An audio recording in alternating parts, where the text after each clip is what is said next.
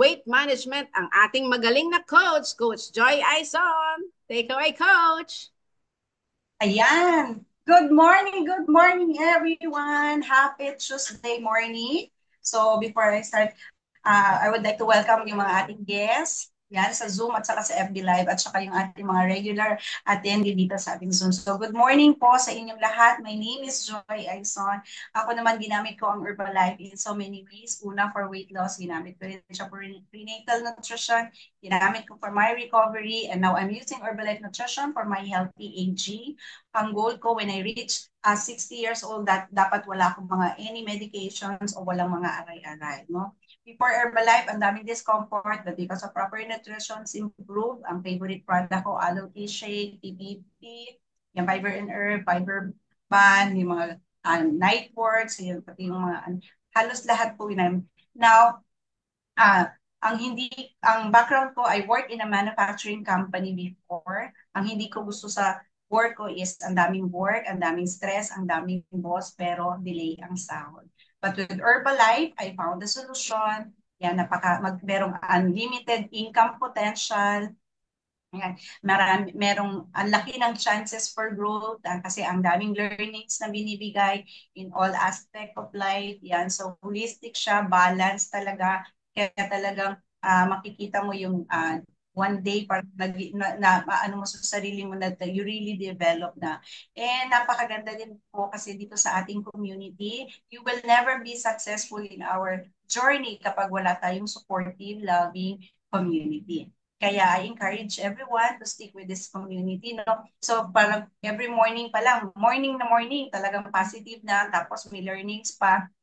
O, di ba? So learnings na babaunin mo for the rest of your life. Yan. Plus, yan, ang maganda din because of I qualify yung supervisor para ma-maximize ko yung benefit ng ating marketing plan. No?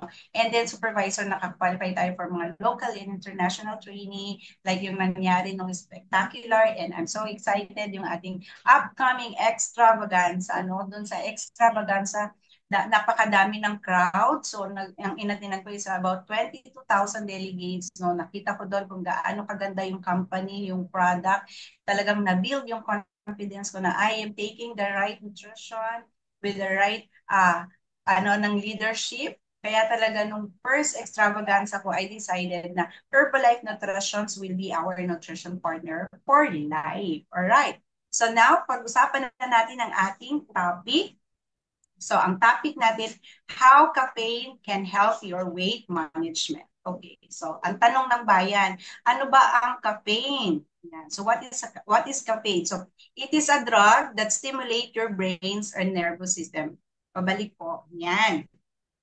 Yan. So, drug siya, nag-stimulate ng brain and nervous system. In short, pampagising, pampalakas, pampa-alerto, pampa-alive. Yun. So, yung caffeine, yun yung ano natin. Now, ang tanong din, ang caffeine ba ay masama or mabuti? So, ang caffeine, pag nagsobra na tayo ng consume, nagiging unsafe na siya pagka ang natitake natin is over 400 milligram per day. Okay. Now, yan. So, next. So, where to find yung caffeine bukod sa coffee and tea, no? So, ayan sa mga cola, chocolate, energy drinks, yan sa mga decaf coffee, no? So, take note po, ang energy drink ay mas mataas ang caffeine and sugar compared to soft drinks.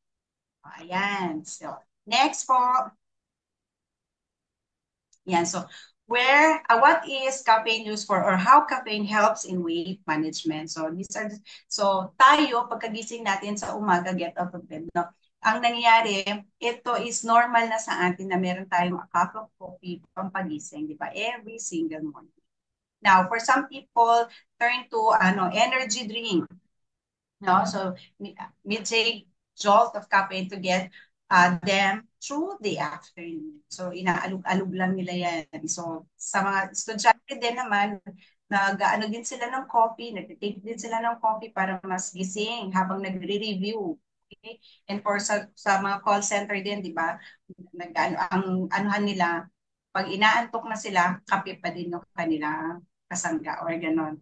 Yan. So iba naman, nagtitake sila ng cup of tea Yan, so after nung big meal nila. So para maiwasan o malabanan yung antok, no? So as you can see, these scenarios, ayan, ang inaano niya, yung caffeine natin is nag-give ng energy, ng alertness, yan. So bukod sa energy, bukod dun sa, next po, bukod dun sa nagbo-boost siya ng energy. Yan, beyond the energy boost caffeine, meron siyang hidden, other hidden benefits. So, ang ano niya is hindi natin napapansin or hindi natin nare-realize na pwede siyang incorporate dun sa ating healthy diet, no? Bukod sa pag quick stimulant, no? At saka sa lakas, nagkakaroon siya ng yung stimulations brings with something called thermogenesis. So, ang thermogenesis is a process ng katawan natin na kung saan nagpo-produce siya ng heat. And itong process na to, nagre-require siya ng calories, no? So, take note, kapag nag-consume tayo ng caffeine in a proper quantities or right amount, ito ay tumutulong siya doon sa thermogenesis process, no? Ito is yung nagbo-boost yung ano na para tataas ang metabolism natin para makatulong siya to burn few more calories. Another thing, caffeine also works on our nervous system directly, no? Causing heightened alertness. So this means tumataas yung ability natin ng focus, yung pagiging focus. So increase ability to focus. Yan. No? Tapos, next po, yan. Okay, so good sources of caffeine and ideal intake. So yan, so meron sa coffee, and both green tea and black tea contains caffeine. Yan, so also supply antioxidant botanical subcomponent, making it a great way to get a dose of caffeine. So ito yung ating herbal tea. Yan, so meron siyang thermogenic effect, nag-burn siya ng calories, nasa mainit at nasa malamig. Yan, so, another thing, yan. So, yung mga, meron din sa, dietary supplement na nagko-combine, ng caffeine, di ba? So, like yung we have yung NRG. So, ang ating energy, it has 40 milligrams of caffeine. Enough siya para sa mental alertness and help maintain yung ating energy. Okay. So, next, we have yung ating, yan. So, high protein iced coffee. So, ito yun, no, masarap. Now, ang ating high protein iced coffee is only 80 calories, low fat siya, zero sugar, 15 grams of protein, plus meron siyang 80 milligrams of caffeine. So ito ay nakakatulong or contribute to maintenance of good health. Yan. So nakakatulong din siya pag-build at saka pag-repair ng tissue.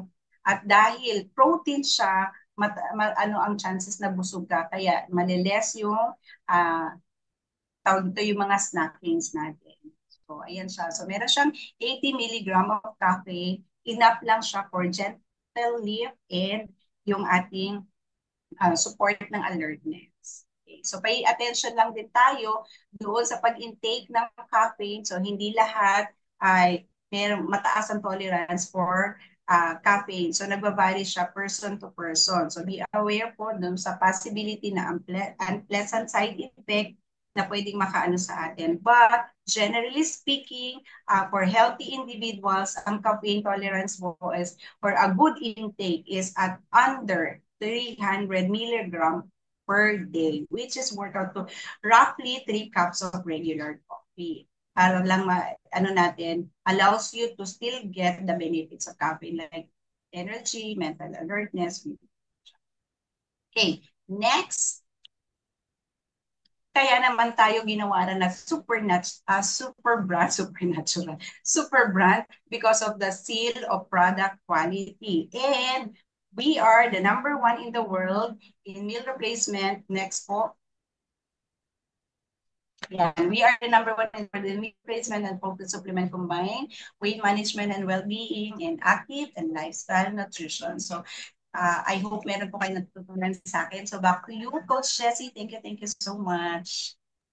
Yes, thank you, Coach Jay. Of course, madami kami natutunan. So, ang caffeine, when you take, so kung maayos yung pinagkukunan mo nito, maayos na inumin mo ito every day on a regular basis. So, ang caffeine na hindi nakakataba, hindi nakakataas ng sugar, so saan ka pa? Di doon sa number one, na meron tayo dito, tested ng mga doctors and scientists, guaranteed